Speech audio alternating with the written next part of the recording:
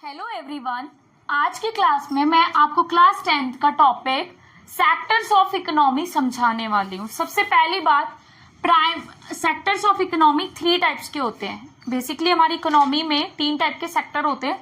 सबसे पहला सेक्टर होता है आपका, first one is primary sector. Primary means which is related to agriculture, okay, which is related to आपका एग्रीकल्चर से रिलेटेड हो या फिर डेयरी फार्मिंग से रिलेटेड या फिर फिशिंग से या फॉरेस्ट्री से, जो भी रिलेटेड होते हैं, that is primary sector. Okay, next one is secondary sector. Secondary sector किसको कवर करता है? जो भी आपका रॉ मटेरियल को फिनिश प्रोडक्ट में कन्वर्ट करता है, जो भी आपका रॉ मटेरियल होता है। फर्स्ट वाले केस में आपका जो भी होता है रॉ मटेरियल से रिलेटेड होता है, लाइक जैसे कि प्लांट्स, ठीक है, प्लांट से आपको क्या क्या चीजें मिलती हैं, तो वो सब क्या है आपका, रबर, ठीक है, और आपकी वुड होती है, लकड़ियों के अलावा और भी चीजें होती हैं आपकी।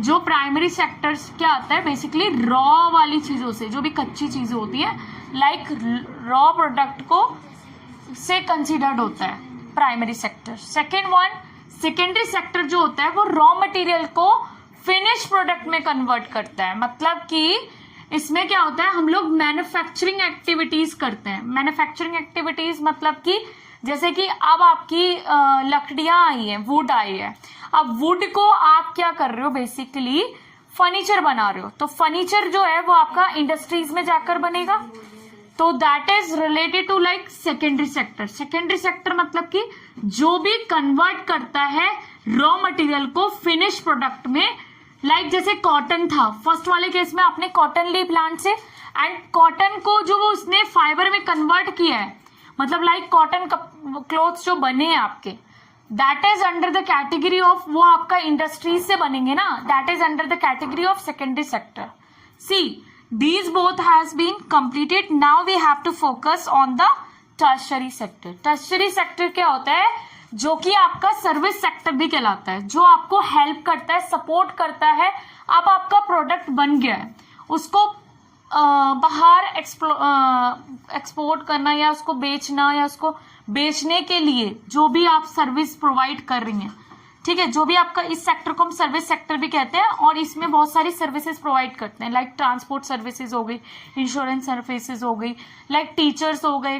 टीचर्स क्या करते हैं, बच्चों को सर्विस प्रोवाइड कर रहे हैं, पढ़ा रहे हैं, एजुकेट कर रहे हैं, तो वो भी आपका क्या है, लाइक बैंकिंग हो गया, और भी आपके जैसे कि और भी चीजें होती हैं जो कि सर्विस से रिलेटेड होती है, लाइक डॉक्टर आपको क्या दे रहा है, सर्विस दे रहा है, so that is also under the category of tertiary sector. अगर यहाँ तक किसी बच्चे को डाउट है तो कमेंट सेक्शन में आप बता सकते हैं।